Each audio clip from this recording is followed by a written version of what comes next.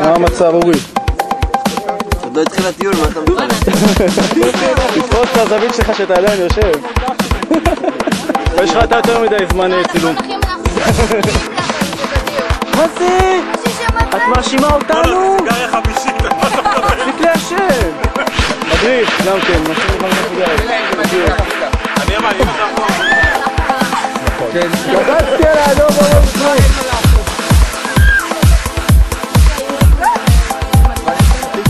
לא יודע אם צילמתי או לא. לא יודע אם צילמתי או לא. צילמת. צילמת. אבל לא רואים כלום עשה. לא פתחת!